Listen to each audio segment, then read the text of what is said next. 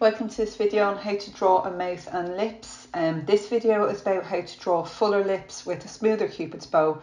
You'll notice that the lips are full all the way to the corner of the mouth and there's not really much of a defined nasolabial flow. The other video deals with thinner lips with a much more angular Cupid's bow and where the upper lip sort of goes into the mouth, towards the side of the mouth, and kind of goes into the nasolabial fold. You might have some aspects of this video and you might have some aspects of the other video, but hopefully I've covered both bases. First, you can see that I've drawn the outline of the mouth, as in the actual part of your face that opens. Always start with the mouth. If you try to draw the outside of the lips first and then add a mouth through the middle, it will end up looking like those sweets that you buy, you know, those kind of jelly lip sweets, so please avoid that. Next, I've very lightly outlined the top of the upper lip and the bottom of the lower lip, as well as the nostrils and the mound of the chin. These lines will definitely be rubbed out later on, so please do not lean hard. Never ever lean hard with the lines when you're drawing a mouth. Now, obviously the lips will have highlights and shadows in different places, but to simplify things, usually the upper lip is mostly in shadow and the lower lip is mostly a highlight. As you can see, I've added some reminders in about that, but the first shadow I've added in is a shadow between the lower lip and the mound of the chin. There's quite an extreme shadow there because these are very full lips. You can also see that I'm using an eraser to add some of the highlights back in, so I've added a highlight there back onto the mound of the chin, so it looks 3D. Things look 3D when you've got shadows next to highlights.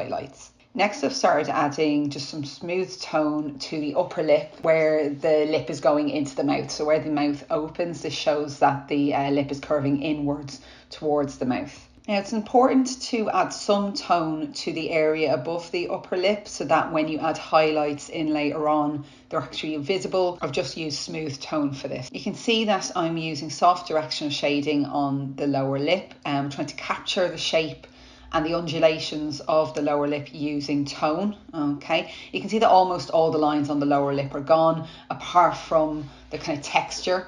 And when I've got the gist of that done, it's obviously not finished yet, you can see that I'm starting to add some kind of loose textural tone to the upper lip as well. So you can see the lip is starting to come together. So I'm kind of switching between the upper lip and the lower lip, trying to get all sections going at the same time. This is a way that works for me. Some people like to get one part of a drawing completely finished before moving on to another part, but I like to get the whole drawing working at the same time. Once I've shaded in the top lip, I've used an eraser to block in the highlight along the Cupid's bow. And you can also see that I've brought that highlight around where the philtrum will be later on. So hopefully you remember the philtrum from the PowerPoint in class. It's where all the different parts of your face come together in the womb. It's a very important part of your face, so please make sure you don't forget it. This person didn't have a very defined philtrum. This philtrum is much more shallow. The other video has a much more defined philtrum. Different people have different philtrums, but please make sure that you pay attention. You either look in the mirror or look at your photograph very carefully when you're blocking details in like this. Next, you can see I'm building up more contrasting tone. Once again, these are full lips, so there's going to be quite extreme shadows and extreme highlights. That's how you make the lips look very full. If you don't add a lot of contrasting tone, the lips are going to look quite flat. If you think about it, that's what lip gloss and shiny lipsticks for. Shiny things have more contrast. So when you wear shiny lip gloss, it makes especially your bottom lip, the middle of your bottom lip, look much bigger because it exaggerates the highlight. Next, I'm using a slightly sharper pencil. I'm starting to add texture and mark making to the lower lip. Lips have little marks on them. I suppose they're sort of wrinkles, really. Lips have a texture, so you need to use both your pencil and your eraser to capture that texture. I've drawn some arrows to show the directional shading that I'm using for the left hand side of the lips. Obviously on the right side of the lips, those arrows will be mirrored. Adding the texture to the lips actually takes quite a long time if you are drawing zoomed in lips. Obviously if you're drawing a whole portrait and it's more zoomed out, you don't have to spend quite as long.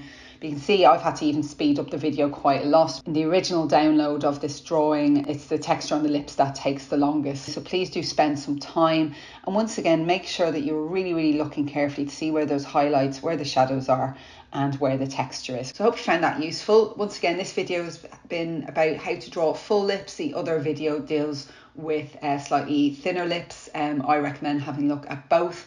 I hope you found that useful. Thank you.